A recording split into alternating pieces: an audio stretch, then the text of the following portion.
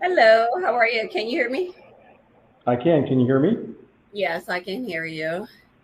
Okay, good. We might as well get started. I know everybody's itching for the holidays and you're on the East Coast.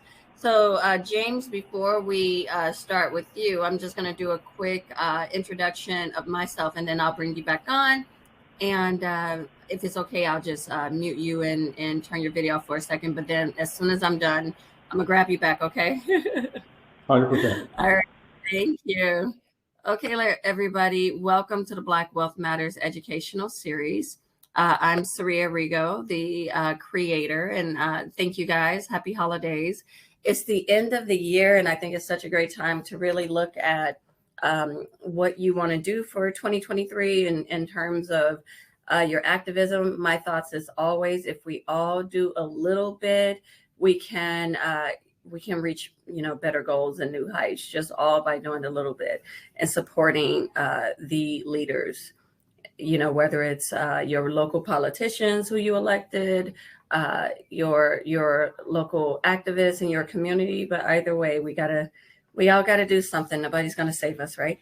So in terms of the conversation that I want to have with you guys is I really just want to talk about financial education and finance in terms of what I do. So the series is called Black Wealth Matters. We created the series after the murder of George Floyd, and the reason why was because as much as we enjoyed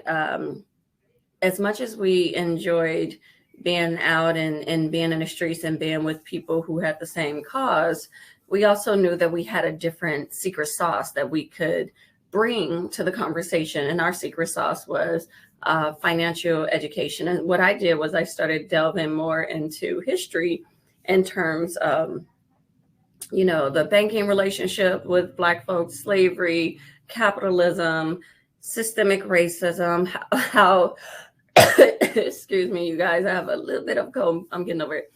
How capitalism can sometimes, sometimes is all the times, if you ask certain activists, exploit Black bodies. So when I started learning about that, I thought there's so much more that I don't know about. And who can I ask about for those questions and conversations? And that's where the Black Wealth Matter series came from. I know I'm an expert in finance, but there are so many different areas that make an impact on my life, that make an impact on your life, that I don't know about.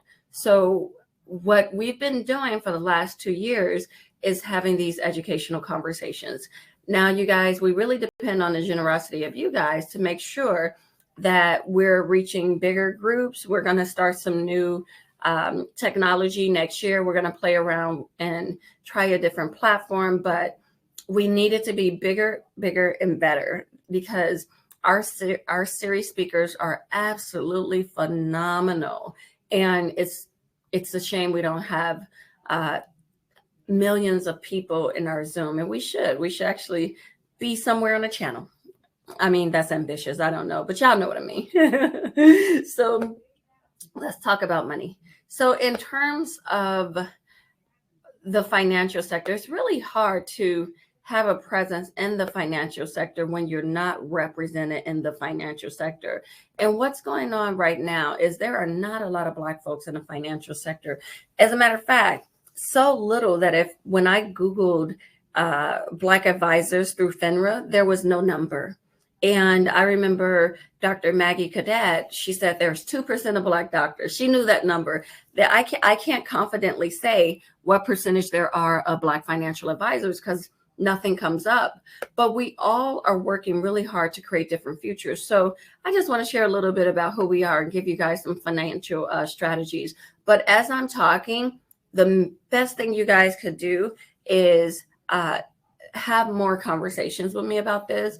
Allow me to talk to your friends and family, and let's all be that tide that lifts all boats in our families. Because right now, you guys, our kids and our families, we're not necessarily thriving in corporate America. Less than 2% of CEOs are Black in America. And I want to say it's even less than that. It's like 0.0. I'm taking a Black leadership class right now. But there's so few Black executives in the C-suites that are that represent us, and it doesn't mean that we're not qualified. We're more than qualified. We're more than educated. So there's something missing there. And on top of that, the skills that people learn from successful families, like how to network, how to be open-minded, how to be coachable, how to follow a system, those things aren't necessarily taught in any major. Even when you're a business major, no one teaches us how to, work a room and things of that nature. But I know in Los Angeles, those are very important traits. So what's great about our company, you guys, is I'm not just talking. I do want to actively bring more financial professionals in the space. So if you know someone that you think fits, we have a great business opportunity, and they get to be mentored and coached by me, which is awesome because I am awesome. I'm just kidding. But there's such a dramatic need for financial education and literacy, because without it, it doesn't matter how much we make in America, you guys, we cannot out earn financial ignorance. We can't. And I see so many people trying different things. Sometimes they work out in our favor, sometimes they don't. But what I can tell you is the financial world has been around longer than America. So we can use it. We just have to have access to it. And what would afford us more access on a bigger level is more advisors that look like us, that understand us, and that have empathy. And another thing that's happening is no one talks about the financial stress of just getting by. But in finance, we talk all the time about the impact of losing your wealth. Like if you have a big lump sum and your retirement drops by half, how much does that shorten your life? And spoiler alert, it does shorten your life. So then the question becomes, how much is our lives shortened by just getting by financially, right? By not having enough, by having inflation eat up our money, having a gas cost eat up our money, driving far to work, having the cost of our university and our student loans eat up our money, along with the black tax. No one talks about that because no one has taken the time to actually research that for us. But there is an impact, I can promise you that. So what we're doing is we're being a different type of company. Through my studies, what I discovered is it's the middle class in Black America that has the biggest financial impact, period.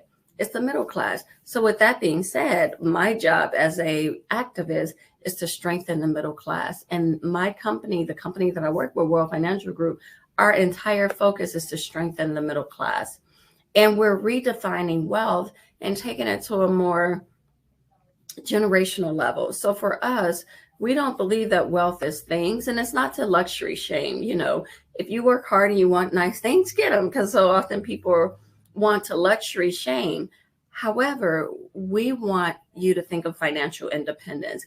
Financial independence is where you're working because you want to work, not because you have to. It's where you have protection outside of your employers.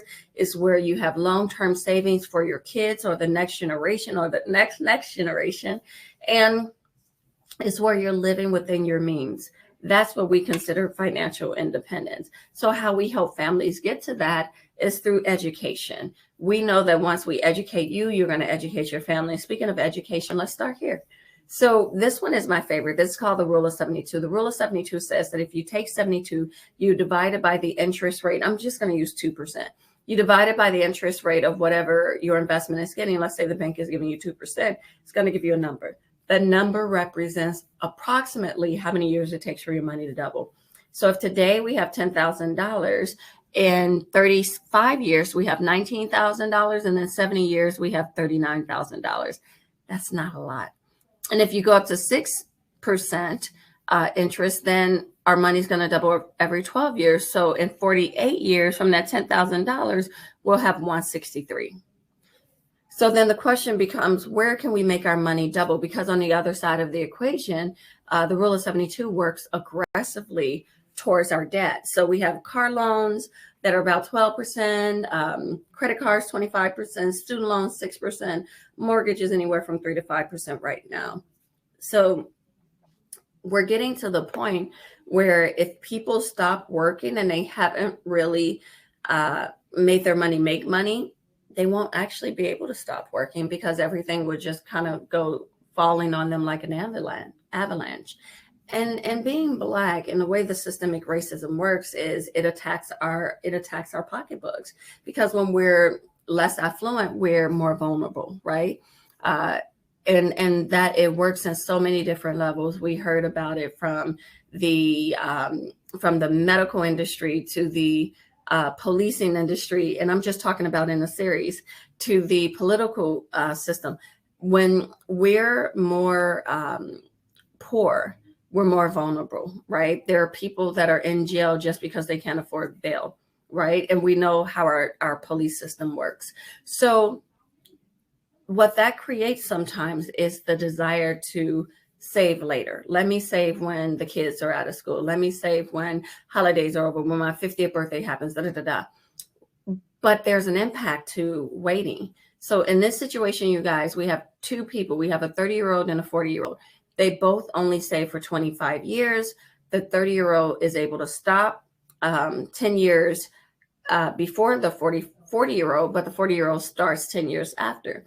And just because of that little difference in those 10 years, the 30-year-old, when he reaches 65, he's going to have over 200,000, whereas the 40-year-old only has 125,000. That's the power of procrastination.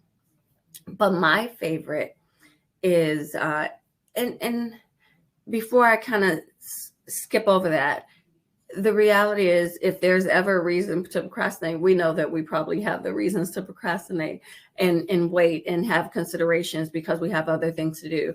However, nobody's bailing us out. Nobody's rescuing us. So if we have to plan for ourselves, the best time to do it is now. And taxes are the biggest reason why I came here to this particular firm in my 15 plus years in the industry. As a financial professional, every company I work for, you guys, we were taught to focus on minimizing taxes. We were taught that our investments need to have a tax component. Our clients' earnings already had a tax component. Most of them were business owners. Everything was very tax focused. Meanwhile, the average person doesn't even think that they can do anything about their taxes. So there's such a loss of power in that situation, but we absolutely can do something about our taxes, right? And owning a business or being a business owner is one of the ways. But a lot of times in America, in order to make money, you have to have money. You have to have money for that franchise and things of that nature. That's not in our situation. If you guys want to explore being a business owner so you can get those tax advantages, we're here. Now, for the sake of time, we look at everything when we're helping our clients. We look at everything as part of their financial situation, different areas, from their cash flow, debt, insurance, protection, and things of that nature. Now, what I would also want to share with you guys, these are companies, and I know you guys have recognized or seen these companies, but they're pretty well known. It's very important in the Black community that we have insurances outside of our employer, because if an insurance company through your employer discriminates against you, it's hard to find an advocate. Your voice is minimized, is reduced, is silenced, and you're just sitting there without your coverage, right? So have your own insurance outside of your employer. Look at that as icing on the cake, but don't make it the cake, because you have to be able to have an advocate. And in the real world, we're advocates for you. But in the employment world, we don't know who the advocates are. All right. So you guys, again, the financial education is really important. The opportunity is really important. Explore them with me. But in the meantime, what I would like to do is talk about our speaker. And I want to introduce him based on this great information I have on our site. If you guys had a chance to read about Mr. James A. Samuel Jr., so impressive. So James is a former Air Force engineer, fighter pilot, and two-star general civilian with 3 decades of U.S. intelligence experience, and a passionate advocate for personal security. Passionate advocate for personal security and CEO of Pluribus, maker of ANJEL Tech, a cloud-based app that turns any smartphone into a powerful body cam. For over 32 years, James served in national security as a telecommunications engineer, an F-15 fighter pilot, and U.S. Defense Department senior intelligence executive. James recently retired from the military in March of 2020, and James is one of the historically few African-American fighter pilots to ever serve in the U.S. Armed Forces. He flew fighter jets during 9/11 and was deployed to Afghanistan and East Africa and fought to keep this country safe. However, as a Black man in America, James still felt unsafe and vulnerable. One fateful day in 2019, while driving across country on a family vacation, James questioned his own personal safety and that of his family. That experience led James to launch Pluribus Incorporate, a big data, geospatial, and geosocial analytics company devoted to tech-based personal safety and security. In 2021, the company launched ANJEL Tech, the world's premier personal safety security system. With the app, users preload emergency contacts to be pinged when they are pulled over or confronted by law enforcement and or other potentially harmful or fatal public interactions. The app records video and audio encounters and live streams them to your user contacts. It also has a GPS element that shows and gives directions to contacts about where the confrontations are taking place. So without further ado, I would like to introduce James. All right, James, you want to unmute yourself and show your camera? Do you see it? Thank you. I should be coming on now.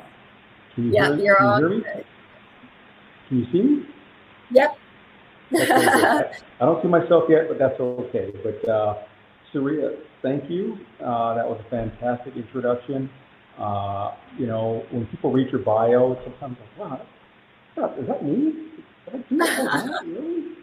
It's just it's sort of out of body experience when someone reads kind of your history, and especially, you know, I started when I was 3, so those 32 years means, you know, I'm 35 now. Yeah. Kidding, right? So tell me, before we start, this drive. Tell us a little bit about what happened on that drive. What was going on there? Where were you? What happened? Tell us. I mean, it's not that we all haven't experienced it, but I would love to hear what happened with you. Sure. Yeah. So it was my mother's 70th birthday party. We were in Atlanta, Georgia, at my sister's house celebrating my mother's birthday, and we were driving over to Huntsville, Alabama, to visit my mother-in-law, or Granny, we called her. And we put into the navigation system Granny's house, and we take off, right? And our kids are 1 and 3 at the time, you know, and they fall asleep. Praise God. And so my wife and I are just enjoying the drive when we kind of get lost in the conversation, and then we're just trusting the navigation system to take us to Granny's house safely and expediently, and we realize at some point that we don't know where we are, and if you look around, we see signs and indicators in the environment that we don't like where we are, that there are things in this environment that give us pause and concern about our own personal safety. If anything happens, you know, the sun goes down, right? And you know, there's towns with history about the sun going down and, you know, being of this hue and complexion and melanation and being in that region. And, you know, if the car breaks down, if you hit a deer, if anything happens, now I am concerned as a former fighter pilot, as a former, you know, Afghan deployer to Afghanistan, Djibouti, East Africa, and now I'm concerned for my family's safety. Like, okay, what am I going to do? How am I going to keep us safe? How are we going to get out of here, get through here? And it took me back in a lot of my combat planning, right, or how to navigate through unsafe areas, you know, knowing where the unsafe enemy encampments are and how to find the best route through there so that you can safely, you know, conduct your mission. And it kind of, I fell back on a lot of that training. Like, okay, I have to sort of E&E, you know, escape and evade and get through here to get safely home, to get my family out. And so I was like, you know what, it That's nuts. In the 21st century, the navigation system should have cared who I was when it was trying to tell me how to get somewhere. Not just how fast, but for me, what is my best and ideal routing? And every one of us has a different routing because we're all different. And so I started thinking, you know what, I can solve this problem. If this thing had just asked me, hey, are you black? I would have said, yeah, I'm black. And then it would have said, okay, well then, you should probably think about going up to Chattanooga and then dropping down in Huntsville. And, it'll take you 15 more minutes, but you'll enjoy the ride. You'll feel a lot better about it, and there'll be the right services for you, and, as opposed to this really straight line through an area where you probably are going to be pretty uncomfortable and maybe even in danger, So that's what I started Pluribus to do, is to solve that problem, and it's called identity-based navigation, navigating based on the characteristics of the traveling entity or entities, both humans and machines, to understand that every human and or machine has different characteristics that give it a different idealized path from a safety and a services standpoint through space and time. Yeah, well, okay. Now, in terms of you working with the government, what made you go that route? Oh, my dad was in the Air Force. And so I grew up on Air Force bases. I went to elementary school in England, junior high school in Las Vegas, high school in Mississippi and Alabama. I was an Air Force brat. And so I grew up on military bases and in military pads. And so that, growing up seeing planes flying around and being, exposed to aviation, because my dad was a fuel technician, so he used to gas the planes up. And as I go to the flight line and hang out with him, I'd be around all these airplanes, and I'm, smelling jet gas, JP4, JP8, and it was just in my blood. And so I was like, I want to do that too. And so I went to the Air Force Academy. Praise God. I was the first person from my hometown, my small Alabama hometown, to go to the Air Force Academy, and graduated with a degree in engineering, went in as an engineer, and then later found my way to pilot training, and so on. Mm-hmm. Awesome. As you're talking, what's coming up for me, I just recently saw a documentary about defunding the police or overfunding other resources. And, we never talk about that. We always talk about what we need to do to minimize our contact, what we need to do to record them hurting us. But we never really talk about what we need to do to kind of like stop them, right? Not really. And in the documentary, what was interesting was just what you said, like people, especially policemen, follow their dad's path, right? They follow their parents' path. And in sundown towns, it's typically the politicians, it's the police, it's the lawyer, it's their system that upholds that town of terror, right? Taxpayer dollars are going towards that system. So I think it's very, I just think it's interesting that we always, and I'm the same way, James, I'm the same way. I'm like, we got to minimize our interaction with the police. Never what can we do to minimize the police, right? But yeah. Yeah. Well, Surya, if you just think about that, I'll give you a quote that Michael Eric Dyson, I got to hear him speak in person once, and he said something that I will never forget, but it was so succinct and powerful. He said and he's talking to a room full of African-American national security executives and professionals. And so a group of us were meeting with him, in a small setting and just hearing from him. And he said to us, the national security of the United States is built, predicated upon, and largely maintained by the insecurity of the African American. And man, did that really just hit me, because I had dedicated my life to national security, and when I thought about the predications for that environment, I'm like, wow, I've been serving my nation and keeping our way of life safe and whatnot, but that whole system is built upon keeping my people insecure and enslaved, and even financially, like you talk about, just continuing to harvest all of our resources, our genius. We'll talk later, I think, about Black inventors and technologists, but just you We can know, talk about it now. You can go okay, ahead. sure. Yeah, there's so many. Talent is normally distributed. There's a normal distribution. I'm an engineer, so I'll talk statistics for a second, right? You take a normal bell curve, and it's shaped like that because it looks like a bell, right? And there's a normal distribution, whereas plus or minus one standard deviation from the mean, there's about 70% of the mass of that curve or that population, whatever it is. And then, two standard deviations and three standard deviations to get to the margins is like 1 or 2% way out here, right? But talent across all demographics, people, nations, races, hues, and everything is distributed normally. Genius is distributed normally. Capability is distributed normally.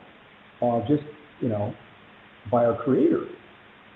Now, that's the nature side of it. The nurture side of it means our environments are going to make us better problem solvers because we have problems to overcome, right? As African Americans, we've had to create some things just to survive.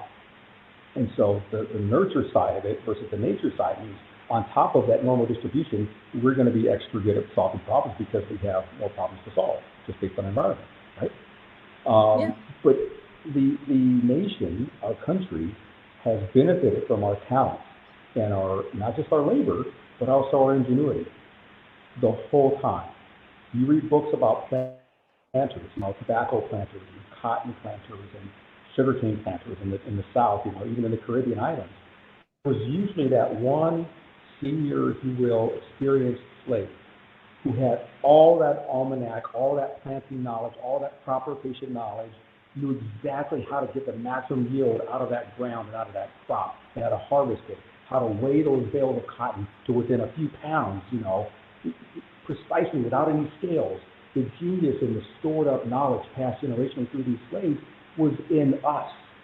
And the owners of these plantations didn't know how to make the crops. We knew how to make and harvest the crops, right? But not only relied upon, but exploited and harvested that genius continually, right? Because as Frederick Douglass said, power, wealth, is another synonym for that, I believe, concedes, makes room for nothing. No one without struggle. No one's going to give you the keys to the kingdom. They're going to keep those keys secretly to themselves as long as they can. And then you have to fight to find out about them and or to get access to them, capital included, in order to, get that same financial progression for yourself. And it's the system we live in. It's systemic. Yeah, it's absolutely systemic. That's super powerful. So with your app, tell us a little bit about that. And so you had the situation with the road of Alabama, even though you're from Alabama, and From Alabama. yeah, even though you're from Alabama, you still accidentally went through a place that you knew you had no business being in, and then what happened was that the start of your journey as an entrepreneur?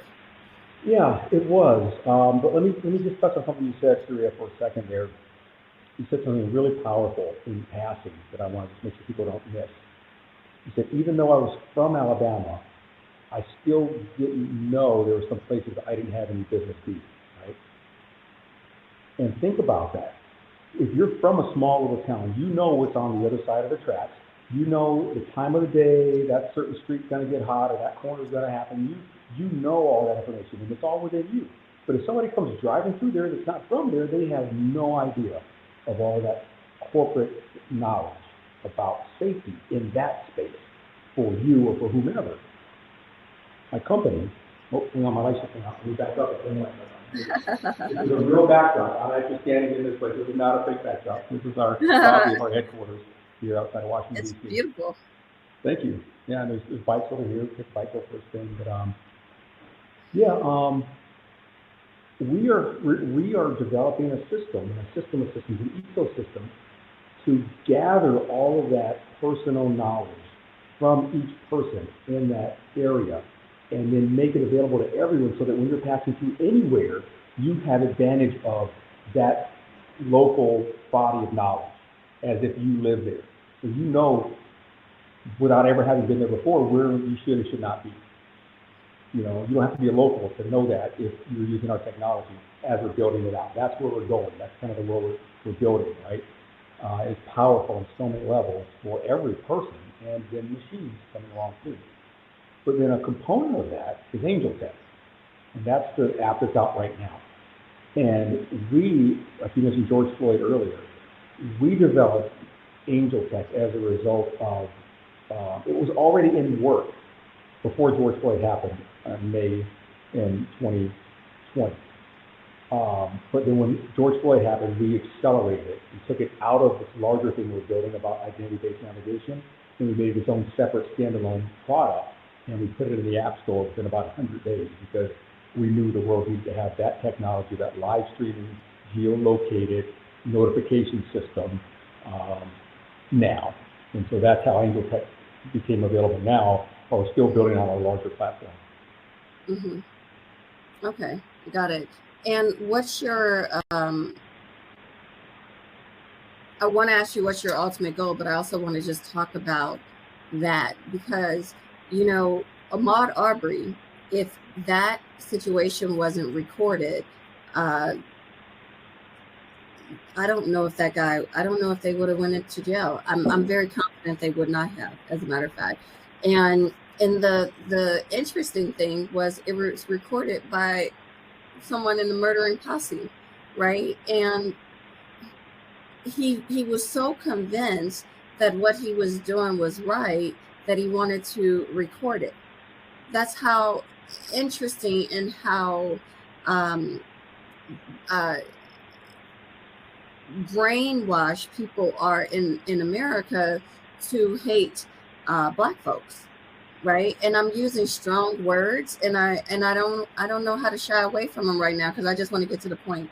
Well, let me put a different twist on what you said about his brainwashed into thinking what he was doing and reporting was right. I think it's more of brainwashed, yeah, conditioned, I would say, and he understood how acceptable or how much latitude he had based on the color of his skin and his experience with law enforcement, right? They were connected to the local law enforcement system. Oh, yes. Right? So they knew who the prosecutor was. Now she's up, right? I forget her name now, but she's now being prosecuted for her role in basically not even arresting them. You know, she was culpable in that whole thing. And then as the assailants understood, one, they're white, two, they're in the law enforcement family, their families, you know, they're in the long blue line, if you will. Three, they're in a small, right? They're in a small Georgia town. And so they knew how much freedom they had to act that way. They knew that the extent of their entitlement, right? They knew it. They had been living in it, and they understood the rules of what they could and couldn't do and get away with, right? And they used that stupidly and erroneously to record their dubious deeds, their deeds of entitlement, I call them. Yeah. And that's what ultimately get them in. Same with George Floyd. That young lady not recorded those 8 minutes and 46 seconds she recorded, but he was actually on the ground for 9 minutes and 29 seconds. Derek Chauvin would have never faced criminal indictment, let alone prosecution, let alone conviction. And now the other officers are facing their accountability, time. So video is extraordinarily powerful.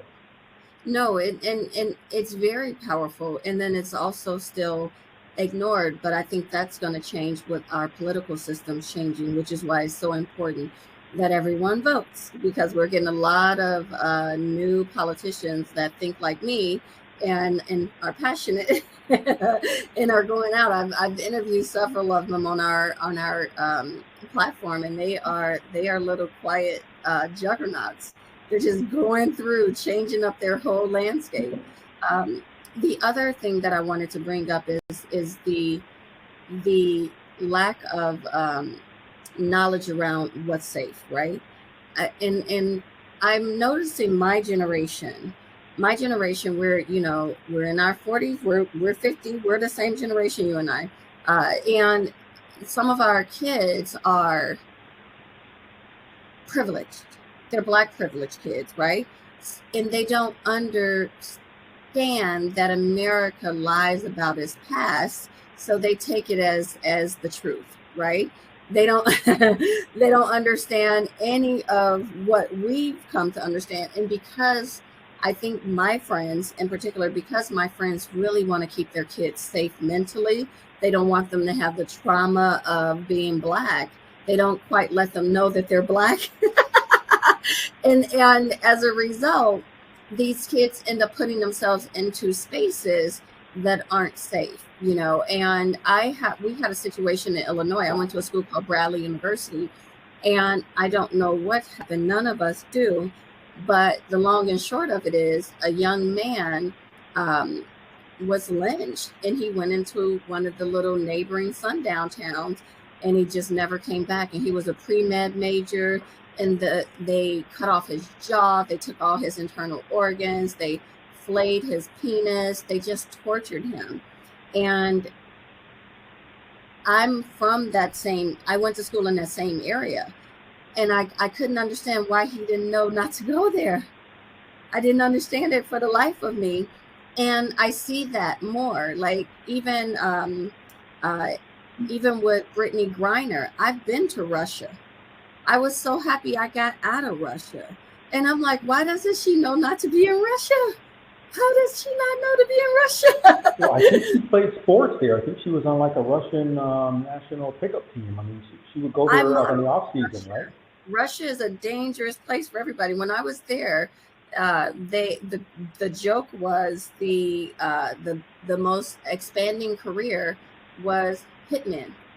That was like the most lucrative career. So I'm saying it to say that there's everywhere is not safe, and there's a lack of conversations around that fact, and I think it's causing people to be in a little bit more harm than they need to be.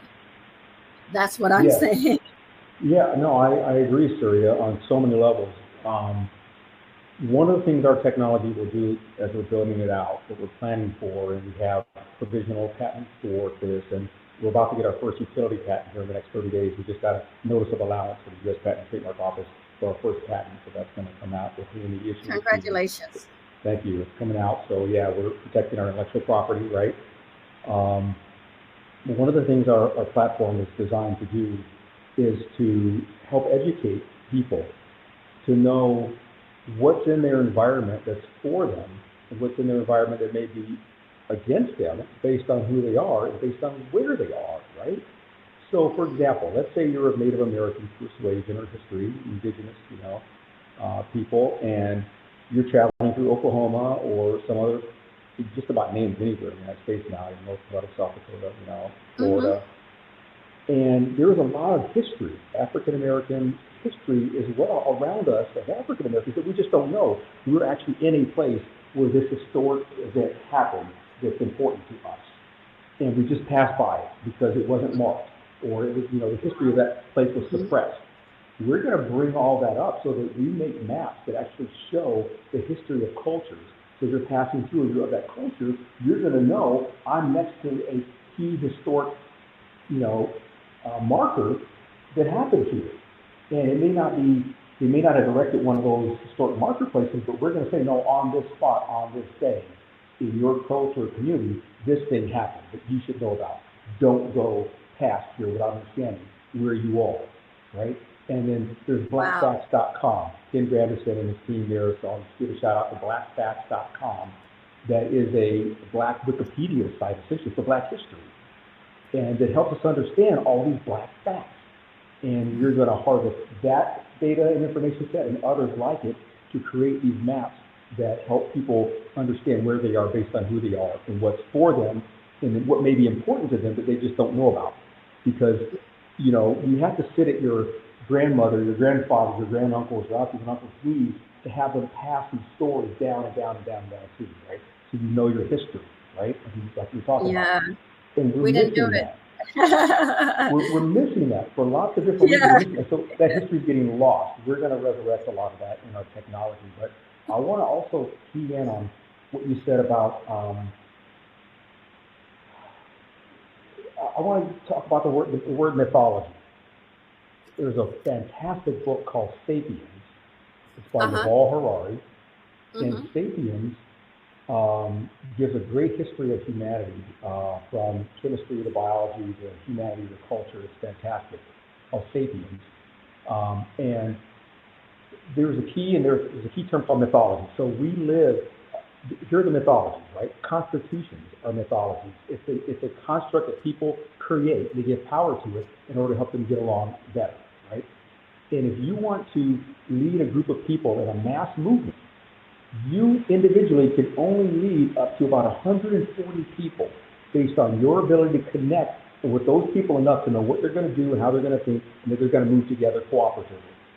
If you want to lead 1,000,000 people in any one direction, you have to have or create a common belief system or mythology that those people all ascribe to and subscribe to, that you can then know, okay, I know they're subscribed to this belief system. Let's call it patriotism in America. Let's call it Catholicism. Let's call it Judaism. Let's call it the Constitution. Let's call it any one of these, mythologies that then okay, this is how they're going to act.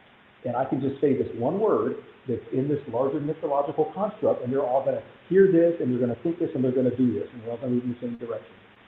And so money's a mythology. Corporations and businesses are mythologies. They're at least fabricated in things that are what are called entities, right? And so that book kind of breaks down that. And so here's the thing. In America, Thomas Jefferson created the dominant mythology of Americanism. What it means to be an American, how to hold land, to be a rural, voting, firearm owning, white family. Thomas Jefferson was creating this class of Americans based on the Anglican class in Europe, in England. He looked at the English, the Anglo-Saxon wars, and tried to create that same kind of a population here, just so that we would have farmers who could subsist by themselves. They wouldn't be in big cities. They wouldn't be dependent upon, they would be out holding all the land, the Louisiana Purchase, and all the land that, the Western expansion through Lewis and Clark, which was a military expedition, all that land that Jefferson was gathering up, somebody had to be able to hold it down. And so he said that they're going to be farmers, they're going to be white, they're going to own weapons, they're going to vote, and they're going to be able to subsist themselves and not be tailored to some other larger power. They can live off the grid. And that is the class of Americans that he essentially created and perpetuated through our laws, our Congress, our Constitution, everything. Jefferson was the mind behind America. And it is all in this white supremacy mythology. He created a class and said they're supreme and everything is owed to and beholden to them. And they're going to own everything and they're going to be in charge of everyone. And that's what Thomas Jefferson created. And that's the system that we're still living in today. And it's a mythology. It's not true. It's just what he created in order to make our country what it is today. Mm-hmm. Yeah, I want to add to that. So the book that I want to kind of bring into the conversation is not Sapiens. It's called White Trash. And it's actually a history book. I finished that book about a month ago. Oh my! Yeah. That book and the book Cast by Isabel Wilkerson should be read together. Yeah, I pretty much did. So the white supremacy was such a sought after conversation because the people who came here were the opposite of supreme. They were the trash people. They were the bottom dwellers. They were the bleeding gums, right? And they had a propensity for ancestral relationships. They had a propensity for cruelty. They had a propensity for not following any laws, right? And then they were so aggressive about not being on the bottom, right? And even if you read books that highlighted Andrew Jackson, one of the things that they talk about with him, he was technically a bottom dweller as well, who became a president. But, they said that those type of people would jump, climb over the wall and then pull the letter up behind them. They were the type of people who wanted to be accepted, but they didn't want nobody else to be accepted too. And that's kind of how America is. It's like there's the one club of white men, and then everybody's trying to be their plus one, whether it's white women, whether it's Black men sometimes, whether it's Latinos, Asians, everybody wants to be the plus one and included in that club that holds a lot of power. And that's what I see. So it's all very interesting, and we all still need to make sure that we're making plans for it, because it's still dangerous, right? Yeah. And it leaves us very vulnerable. We're the anti-Blackness that permeates the world is what leaves us all vulnerable, whether we're Black from the islands, from Africa. It's amazing how the BLM movement just showed anti-Blackness. There's a couple books I want to talk about. I love this book club moment we're having here. I love reading, and for your audience, if you get nothing else out of this, all the great financial literacy that you talked about, but to read, right? To really read and educate ourselves and understand the truth that no one's going to tell you. They're going to keep you ignorant and blind so they can exploit you, right? But you have to educate yourself. The school system is not designed to educate you truly based on the education you need to have to be successful in your life and in this world, especially in your personal color. Because as we see with all of the critical race theory pushback, which is a legal construct, it's not an educational principle at all. But they use that to basically say, we want to continue to prop up the supremacy of whiteness and tamp down any history or any facts, alternative facts, as Kelly Conway called them, right? Anything that might strip away at that mythology. We have to keep that mythology strong, because if that mythology crumbles and people realize I'm not really special, then they give up on it. They don't believe in it anymore, and everything crumbles. And now it's not a mass movement anymore. Now it's a whole bunch of people who understand the truth and realize that they're not really special any more than anybody else, right? But then the system kind of collapses. And so it's a dangerous thing, and it's so dangerous, going back to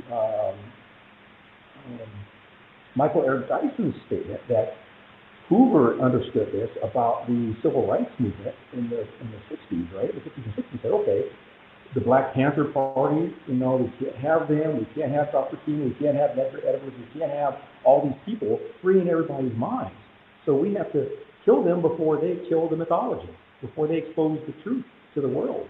And so that was it. They targeted and killed these people because they were a threat to the mythology of America.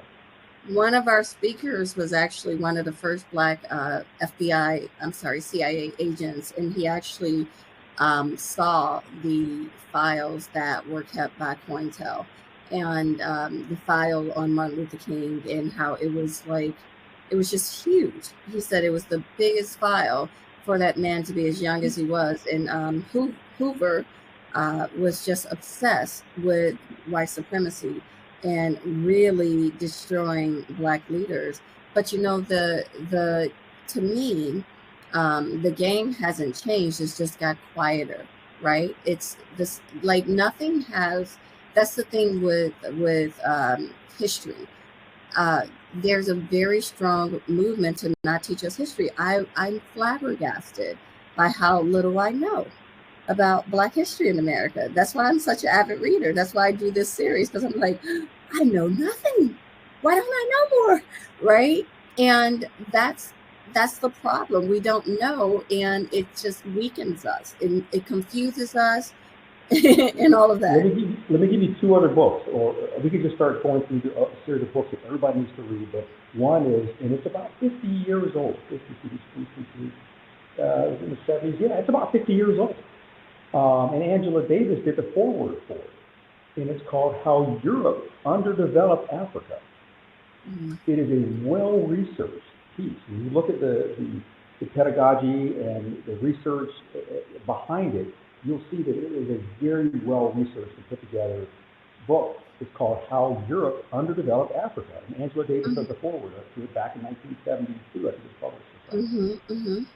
And it breaks down the history of that exploitation and the stripping of our culture and the mining of all the resources out of Africa.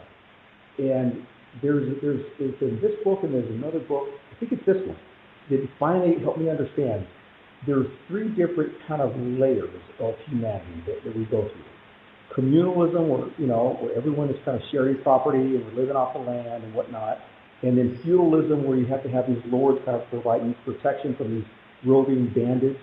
And then there's capitalism, and that's the latest one. That's the one we're in right now. But Africa didn't go into capitalism. It stayed in the communalism space, while Europe, after the Renaissance and the Great Awakening and the technological and the Industrial Revolution, went through feudalism into capitalism. And then using their superior wealth and then the technology, the rifle, number one, not just the musket, not just the bow and arrow, but the rifle. And then the repeating rifle, they did something called gunboat diplomacy, where they would just take the Congo River, for example. And the other book is called The Ghost of King Leopold.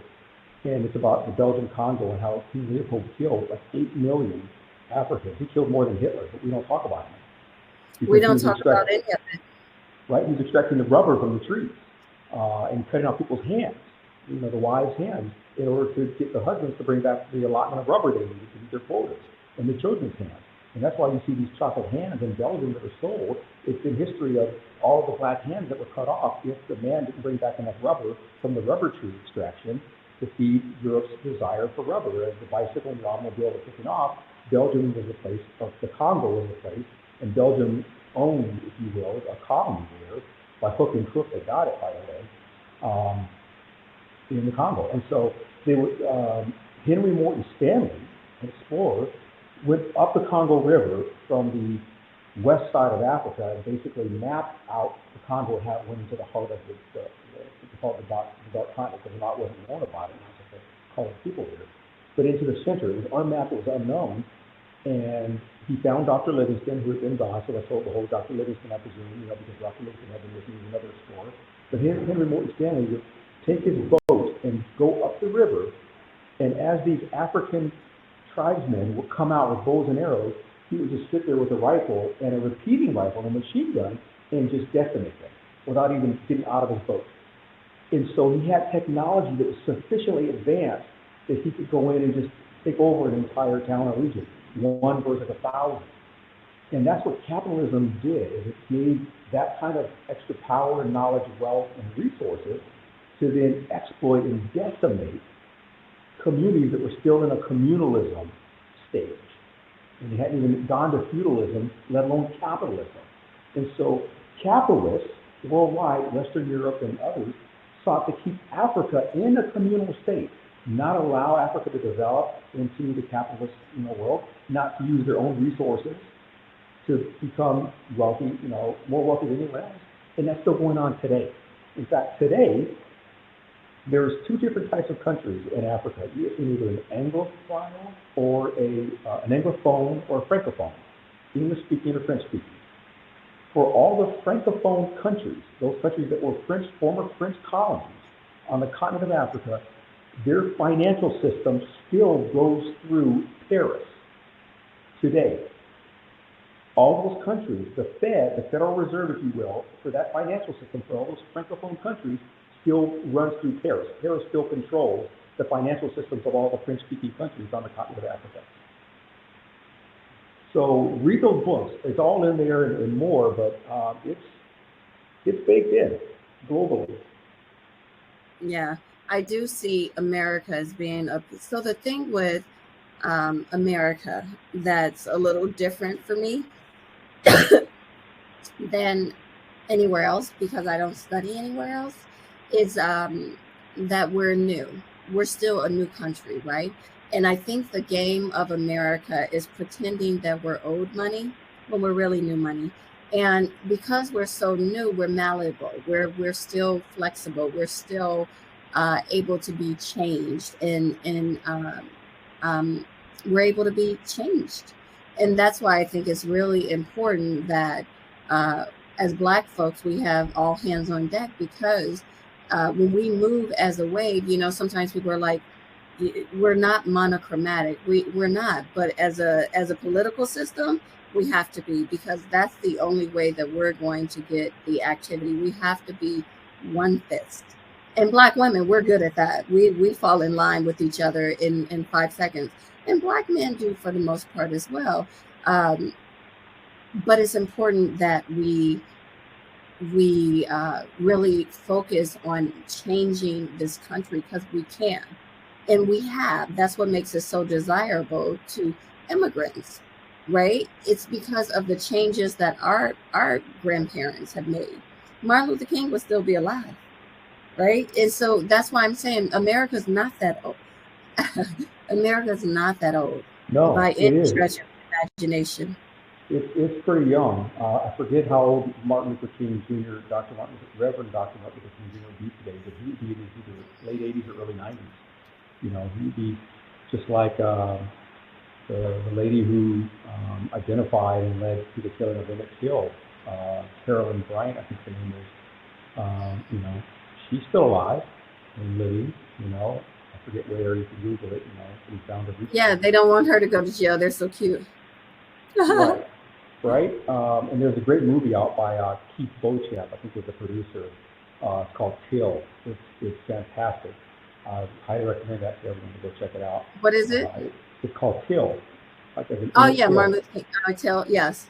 Till, yeah, go check that out. It's out on I think Hulu, Netflix, Apple TV or whatnot. Maybe even in theaters. It's fantastic.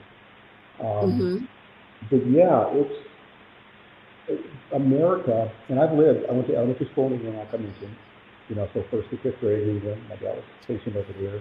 I've lived in Africa. I've lived in, you know, I've been to Japan. I've been to Mongolia. I've been to all over Western Europe, you know, all over Africa. America's advantage is, like you said, it's because we're fairly new and young and early, and we have a very long-standing constitution, and there is a lot of opportunity, there's a lot of resources, there's a lot of access here to medical, you know, to clean drinking water, to medical facilities, you know, I mean, a lot of things that the rest of the world struggles with, just clean water and medical care, you know, not that our medical insurance system is the best, but I know what you mean. you know what I mean? And so there are so many pieces that people can exploit here, and there's a lot of opportunity here. So despite all of our flaws and warts, there is a lot of capability that this country has. So like I said, we couldn't wait to get out of Russia. Every time I travel abroad, I come back to the United States, as hostile as this environment can be, it's still in many ways better than the hostility environment I was in elsewhere. You know what I mean? And so, you know, you kind of have to balance it all out. But the great thing is that we can change it. We have the power to change it. And the voting matters. It's changeable, and it's changeable. It's changeable in a way that does take blood, sweat, and tears. But it's still doable, right? It's still doable, and it's changeable. It's changeable on every level. We can change it politically. We can change it, you know, grassroots. We can change it. We just got to be intentional. That's why it's important for us to keep seeing what's happening. One of the things that I notice now is we don't see the police shootings anymore. And we know they're still happening because police haven't changed nothing about themselves, not one thing. As a matter of fact, they've probably gotten worse, but we don't see them anymore. So it's not interesting news anymore, right? So meanwhile, families are suffering quietly, and they don't have any of our community support behind them, which is heartbreaking. Yeah, that's a great segue over. I do want to make sure that everyone sees and understands that ANJEL Tech is that ability for you to have your own body camera, so that the police, the prosecutor can't deny you access to the video footage of what happened. You have your own. Your family has their own immediately, and it's stored in the cloud securely. So if something happens to your phone or you, your family still has that file, and they can still pursue justice for you. I'll open it up so you know everyone can kind of see how it looks and how it works. But there it is. It opens up right to the camera, and then I hit start stream here, and then once that stream starts, it says it's going live, and there will be a series of notifications, a text notification, an in-app notification, and then it says live, and now my loved ones are watching this. My family sees where I am, and they see that, okay, they have a map that shows exactly where I am right now, and it's called ANJEL Tech, Angel with a J, ANJEL Tech, and it's the brown one. It's in the App Store for the person who just put that in the chat. So yeah, this is your own personal body camera, so that you and your loved ones, and my family's liable to start interacting with you. They'll text me like, "Hey, I see you.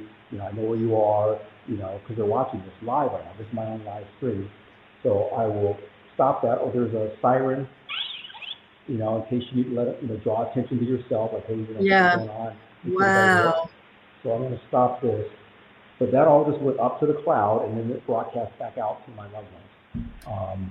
And that way, the laws that you mentioned of how police are not divulging that video evidence anymore, or in many different cases, they only give you access to a fraction of it, and only a few people after you've lawyered up and have to spend considerable resources to even get to that point of access. Having your own personal body camera solves and removes that problem for you from you. So that's why we created ANJEL Tech. I think that's awesome. Now, is there anything that you would like to share with people? We're at the 6 o'clock mark. Anything that you would like to share with our viewers, with people who are going to watch this in a recording? Anything else? Well, there's so much. ANJEL Tech, first of all, is available in Google Play and the Apple Store. So it's available for iOS and Android platforms. So, it works on both of those different systems. It works anywhere in the world that your cell phone works. And I've done streams, and I've had people streaming from, Lima, Peru, Australia, the UK. And so it doesn't matter where you or your loved ones are, it does that same connecting for you instantaneously. And so, that's what I want people to know, is it does that for you. It tracks your location every 10 seconds while you're streaming as well. So they can see if you're walking, running, biking, being chased, or whatever. It shows them how you're progressing, through that. How much is it on a monthly basis? Because it'll be so great if schools in the inner city could just have this for their kids. We are working with a couple of different large organizations. First of all, 1 million madly motivated moms. I want everybody to know about ANJEL. Yes. It's called 1M4, or 1 million madly motivated moms. And their goal is to end police brutality by 2038, right? And go check out 1M4. We're partnered with them. And when you get a membership with 1M4, it comes with a subscription to ANJEL Tech. And there's another group that's coming out. We haven't announced publicly yet, but I'll give it to you guys as a preview. It's called Right to Be. And we've just signed a contract with Right to Be and 1M4. We're going to start doing bystander training, so that as you're a bystander to police in events, you use our technology and their training and their policy to capture it all. So we're going to start doing training sessions through this group called Right to Be with 1M4 with ANJEL Tech. And we'll announce that here shortly, but we just signed it within the last month or so. We're also working with the Human Rights Campaign for LGBTQIA+ brothers and sisters out there, especially the Black trans population, who just gets horrifically targeted and persecuted. And so I can't give you too much information right now because I'm still working with HRC senior leadership, but we're about to go into a couple of different pilot locations for some of these HRC-related downstream 501c3 to provide community awareness support for the LGBTQIA+ community. So to answer your question, yes, we have a school version of it for college campus safety as well. It's called ANJEL Campus, and it does everything I just mentioned and more. But it is the price of a cup of coffee for you to have this for yourself. For like 1 cup of coffee per month. It's less than one. If you go to any big chain of coffee, you're going to pay more than $4.99 per month. You're going to pay more than $4.99 for that cup of coffee. It's $4.99 for an individual. It's $9.99 for a family of 4, which makes it less than $2.50 for each of those people. Wow. For the whole month to do that and to provide you with all that cloud access and unlimited storage in the cloud. So it is very affordable at $60 to $120 a year for an individual or a family of 4 to provide that type of safety and insurance for you. Amazing. Women need it too, especially on college campuses. Yeah. All right. Well, thank you so much. It was such a pleasure. You guys join us next time for the next Black Wealth series. We're going to have Vernell Hill. He's going to be talking about coaching tech inventors like Mr. Samuel, so that they can be more desirable for the investors and all that good stuff. So you guys not only join us, but make sure to share it on your social media. It's called ANJEL Tech with a J. It's in the top yellow spot right there at the Yeah. top. Angel with a J, Yeah. ANJEL, and you go to angel.live, angel.live, because we want you to live and to be free and to be fulfilled. So go to angel.live. I love that. Angel.live. That's awesome. Angel.live, yeah. All right. Well, thank you guys. Enjoy your holiday. I'll see you guys at the top of the year. Goodbye, Mr. Samuels. It was a pleasure. Thank you for all the great information and conversation. You have a good one. Thank you, Surya. You too. Bye-bye. Thank you for having me. You're welcome. Bye-bye.